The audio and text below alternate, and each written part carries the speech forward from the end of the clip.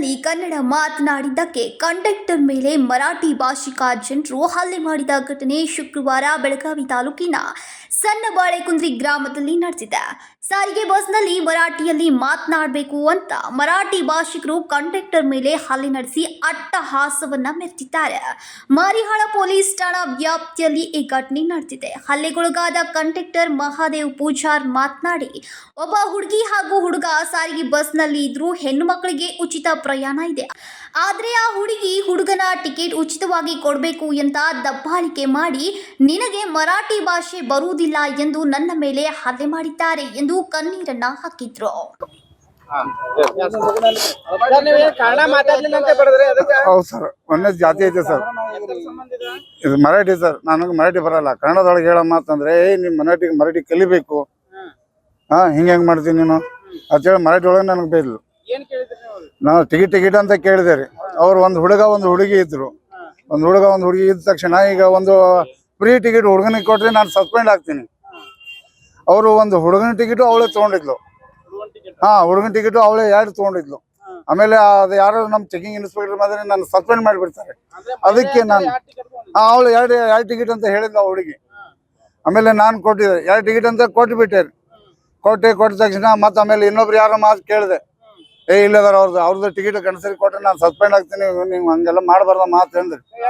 ಸಾರಿಗೆ ಬಸ್ನಲ್ಲಿ ಸುಮಾರು 20 ಪ್ರಯಾಣಿಕರು ಇದ್ರು. ಮನಸ್ಸೋ ಇಚ್ಛೆ ತರಿಸಿದ್ದಾರೆ ಎಂದು ಕಣ್ಣೀರು ಹಾಕಿದ್ದು, ನೀನು ಮರಾಠಿ ಮಾತನಾಡಬೇಕು, ಕನ್ನಡ ಮಾತನಾಡಿದ್ರೆ ತಿಳಿಯುವುದಿಲ್ಲ ಅಂತ ಸಣ್ಣ ಪಂತಬಾಳೆ ಕುಂದ್ರಿ ಬರುವ ಹೊತ್ತಿಗೆ ನೂರಾರು ಜನ ಯುವಕರ ಗುಂಪು ನನ್ನ ಮೇಲೆ ಹಲ್ಲೆ ಮಾಡಿದೆ ಎಂದು ಆರೋಪಿಸಿದ್ರು.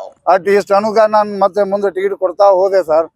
ಕೊಟ್ಟ ತಕ್ಷಣ ಅಲ್ಲಿ ಬಂದ ಜನ ಅಲ್ಲ, ಅವರು ಊರಲ್ಲಿ ಸಣ್ಣ ಬಾಳೆಕುಂದ್ರಿ ಸರ್, ಅಲ್ಲಿ ಹೋದ ತಕ್ಷಣ ಒಂದು 100 ಜನ ನಮ್ಮ ಬಸ್ ಮುಂದೆ ನಿಂತಾರೆ. ಒಂದು 20 ಜನ ಒಳಗಚ್ಚಿ ಹೊಡಿತಾ ಇದ್ದಾರೆ. ಎಲ್ಲ ತಲೆಗೆ ಹೊಡೆದಿದ್ದಾರೆ, ಇಲ್ಲೆಲ್ಲ ಹೊಡೆದಿದ್ದಾರೆ. ಆಮೇಲೆ ಡ್ರೈವರ್ ಹೊಡಿತಾ ಇದ್ದಾರೆ. ನೀನು ಮರಾಠಿ ಮಾತಾಡೋಕೆ ಅಲ್ಲದು ಮರಾಠಿನೇ ಸರ್. ಕೇಳ್ಬೇಕಲ್ಲ, ನ್ಯಾಯ ಹೋಗಿ ಸ್ಟೇಷನ್ ಇದೆ ಅಲ್ಲ, ಪೊಲೀಸ್ ಸ್ಟೇಷನ್ ಇದೆ ಅಲ್ಲ, ಕೇಳ್ಬೇಕಾ ಬೇಡವಾ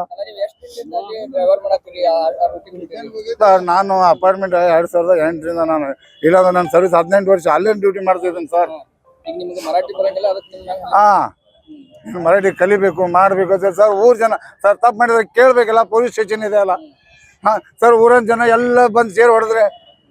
ಕರವೇ ಜಿಲ್ಲಾಧ್ಯಕ್ಷ ವಾಜಿದ್ ಹಿರೇಕುಡಿ ಮಾತನಾಡಿ, ಬೆಳಗಾವಿ ಕರ್ನಾಟಕದ ಅವಿಭಾಜ್ಯ ಅಂಗ. ಕನ್ನಡ ಭಾಷೆ ಮಾತನಾಡಿದ್ದಕ್ಕೆ ಸಾರಿಗೆ ಬಸ್ ಚಾಲಕನ ಮೇಲೆ ಹಲ್ಲೆ ಮಾಡಿರುವ ಪುಂಡರ ಮೇಲೆ ಕಾನೂನು ಕ್ರಮ ಜರುಗಿಸಬೇಕು, ಇಲ್ಲದೆ ಹೋದ್ರೆ ಕನ್ನಡಿಗರು ಮನೆ ಹೊಕ್ಕಿ ಹೊಡಿತೇವೆ ಅಂತ ಎಚ್ಚರಿಕೆಯನ್ನ ನೀಡಿದ್ರು. ಇವ್ರಿಗೇನು ಕನ್ನಡ ಮಾತಾಡಂತ ಅವ್ರು ಕಂಡಕ್ಟರ್ ಅವ್ರು ಹೇಳಿದ್ರಂತೂ, ನಾನು ಕನ್ನಡ ನಾವು ಮಾತಾಡೋದಿಲ್ಲ, ನೀವು ಮರಾಠಿ ಕಲ್ಕೋಬೇಕಂತ ಹೇಳ್ತಾರಂತವ್ರ. ಕರ್ನಾಟಕದಲ್ಲಿ ಬಂದು ವಾಪಸ್ ನಾವು ಮರಾಠಿ ಕಲ್ಕೋಬೇಕಾ? ಏನು ಇವ್ರ ಅಪ್ಪನೂರ, ಇವ್ರ ಅಪ್ಪನ ಆಸ್ತಿಗಳ ನಾವು ಮರಾಠಿ ಕಲಿಬೇಕಂದ್ರ? ಇದು ಕರ್ನಾಟಕದಲ್ಲಿ ಮೊದಲನೇದಾಗಿ ಕನ್ನಡ ಕಲ್ಕೋಬೇಕು. ನಿಮ್ಮ ಮರಾಠಿ ಆಗಲಿ, ಉರ್ದು ಆಗಲಿ, ಹಿಂದಿ ಆಗಲಿ ಇವು ಭಾಷೆ ನಡೆದಿಲ್ಲ. ಮಾತೃ ಭಾಷೆನ ಕನ್ನಡ ನೀವು ಕಲಿದ್ರೆ ಇಲ್ಲಿ ಇರುವುದಂತ ಕರ್ನಾಟಕದಾಗ ಉಳಿಬೇಕು. ಇಲ್ಲ ಅಂದ್ರೆ ನೀವು ಇದನ್ನು ಬೇಕಾದ್ರೆ ನಿಮ್ಮ ಭಾಷೆನಾದ್ರೂ ನೀವು ಬೇಕಾದ್ರೆ ನಿಮ್ಮ ರಾಜ್ಯಕ್ಕೆ ನೀವು ಹೋಗ್ಬಹುದು. ಕರ್ನಾಟಕ ರಾಜ್ಯದಲ್ಲಿ ಬಂದು ಕನ್ನಡ ಕಲಿಯೋದು ಬಿಟ್ಟುಕಾಟ ಮತ್ತೆ ಅದನ್ನ ಅವ್ರ ಮೇಲೆ ಹಲ್ಲೆ ಮಾಡ್ತಾ ಇದ್ರಲ್ಲ, ನಿನ್ನ ಮೇಲೆ ನಾವು ತಕ್ಕ ಪಾಠವನ್ನು ಕಲಿಸ್ಬೇಕಾಗ್ತದೆ ಅಂತ ಹೇಳ್ತಾ ಇದ್ದಾರೆ. ಮರಾಠಿ ಮಾತಾಡ್ಬೇಕು, ನೀನ್ ಕನ್ನಡ ಮಾತಾಡ್ತಿ ಯಾಕ ಮರಾಠಿ ಕಲ್ತ್ಕೊ ಅಂತ ಹೇಳಿ ಕೆಲ ಭಾಷೆಯ ಗುಂಡಾಗಳು ಅವ್ರ ಕಂಡಕ್ಟರ್ ಮೇಲೆ ಹಲ್ಲೆಯನ್ನ ಮಾಡಿದಾರ. ಇದನ್ನ ಸಂಪೂರ್ಣವಾಗಿ ನಾವು ಖಂಡಿಸ್ತೀವಿ. ಯಾಕಂದ್ರೆ ಪದೇ ಬೆಳಗಾವಿ ನಗರದೊಳಗಡೆ ಒಬ್ರು ಬಾವುಟ ಕನ್ನಡದ ಧ್ವಜ ಹಾರಿಸಿದ್ರೆ ಹೊಡಿತಾರೆ, ಕನ್ನಡ ಮಾತಾಡಿದ್ರೆ ಹೊಡಿತಾರೆ. ಇಂಥದ್ದು ನಾವೆಲ್ಲೋ ನಮ್ಮ ರಾಜ್ಯದೊಳಗಿದೀವೋ ಬೇರೆ ರಾಜ್ಯದೊಳಗಿದೀವೋ ಅನ್ನುವಂಥದ್ದು ಅನುಮಾನ ಆಗ್ತಾ ಇದೆ. ಅದಕ್ಕ ನಮ್ಮ ಪೊಲೀಸ್ ಇಲಾಖೆಯವ್ರು ಇಂಥವ್ರ ಮೇಲೆ ಯಾಕೆ ಕಠಿಣ ಕ್ರಮವನ್ನ ತಗೋತಿಲ್ಲ ಅನ್ನುವಂಥದ್ದು ನಮಗೆಲ್ಲ ಅನುಮಾನ ಆಗ್ತಾ ಇದೆ. ಪ್ರತಿ ಸಲನೂ ಕೂಡ ಹಿಂದಾರ ಆಗ್ತದ. ಯಾರೋ ಒಂದು ಕನ್ನಡಿಗರ ಮೇಲೆ ಹಲ್ಲೆ ಮಾಡ್ತಾರ, ಅವ್ರನ್ನ ಕರ್ಕೊಂಡೋಗಿ ಪೊಲೀಸ್ ಸ್ಟೇಷನ್ ಕುಣಿಸಿ ರಾಜಿ ಸಂಧಾನ ಮಾಡೋದ್ ಮುಖಾಂತರ ಮಾತ್ರ ಕಳಿಸ್ತಾರ. ಯಾವುದೇ ರೀತಿಯಾದಂತ ಕಠಿಣ ಕ್ರಮ ಆಗ್ತಾ ಇಲ್ಲ. ಅದಕ್ಕೆ ನಾವು ಇವತ್ತು ಕರ್ನಾಟಕ ರಕ್ಷಣಾ ವೇದಿಕೆ ನಾವು ಇದನ್ನು ಸಹಿಸುವುದಿಲ್ಲ.